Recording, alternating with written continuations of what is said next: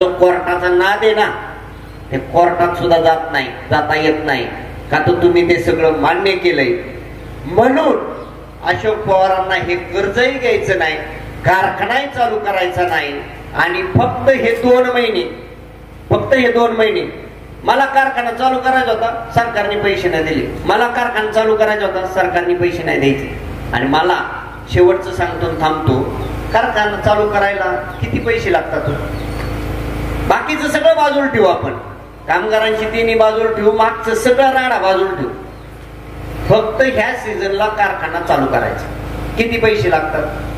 माझ्या हिशोबाने एक 10-12 कोटी मेंटेनन्स साठी, 10-12 कोटी बरोबर का डायरेक्टर टोळे आणण्यासाठी, 10-12 कोटी तुमचं चुना अमकं तमकं जी रसायनं लागतात, मेंटेनन्स वेगळा आणि ही खरेदी वेगळी, ज्याने ते तुमचं साखर तयार होईल, इथेनॉल तयार होईल. मी एक 50 कोटी धरतो की 50 कोटी रुपये हातात असले ना तर कसलाही बंद पडलेला कारखाना सुद्धा चालू होईल. मग मला तुम्ही सांगा, 2023च्या जनरल मीटिंग मध्ये गेल्या वर्षी झालेलं आहे, तो चेअरमन इकडं तिकडं बोंबलत हिंडणारा तो आम्हाला सांगतोय 40 वर्ष चेअरमन असल्यासारखा भाषा वापरतोय. मी आव करणार, मी त्याव करणार, असं करायचंय तसं करायचंय, आपलं असलं विजन आहे तसलं विजन आहे. अरे कुठे गेलं 1 वर्षात तुमचं विजन? या आम जनतेने सभासदांनी तुम्हाला 30,000 सभासद वाढवायचा मुद्दा कुणाचा आहे? आपला आहे का? त्यांचाच मुद्दा आहे. ते म्हणले 30,000 सभासद वाढवणार, चांगली गोष्ट आहे ना.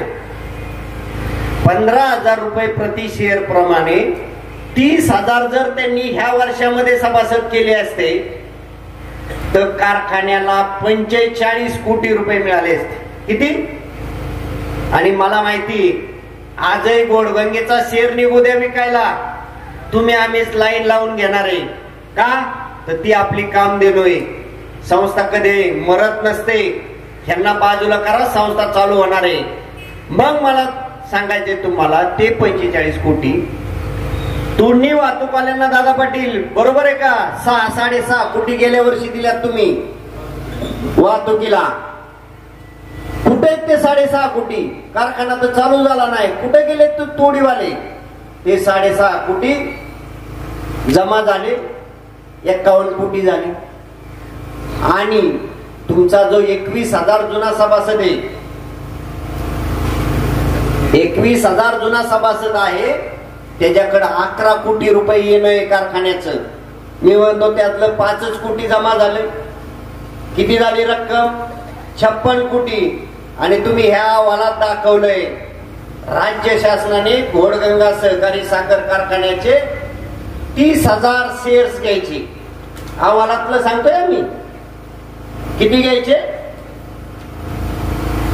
मग किती पैसे झाले? आणि जर माझं स्पष्ट मत आहे, तुम्ही एवढे सगळे पैसे गोळा केले असते ना, अख्खा तालुका नेऊन मुख्यमंत्री, 2 उपमुख्यमंत्र्याचे आम्ही सगळ्यांनी पाय धरले असते.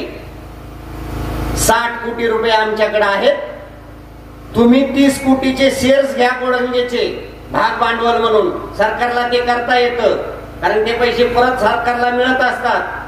तुम्ही अहवालात दाखवताय ते सरकारचे 30 कोटी आपण आता आणले असते. 60 आणि 30 90 कोटी रुपये तात्या, बरोबर आहे का? तुम्ही कारखान्यात काम करताय. अरे आज जर आपल्याकडे 90 कोटी असते ना, कोणत्या बँकेचे, कोणत्या संस्थेच्या पाया पडायला आपल्याला सभासदांना कुणाची गरज नव्हती. परंतु हे करणार कोण? अधिकार कुणाला आहे? हा तुम्ही निवडून दिलेल्या संचालक मंडळालाच तो अधिकार आहे ना. सुधीर फराटे, रवी बापून हे आम्ही सगळे जाऊन नाही करू शकत. हा आम्ही पाया पडायला, कुणाच्या पण पाया पडायला तुमच्या बरोबर नक्की येऊ शकतो.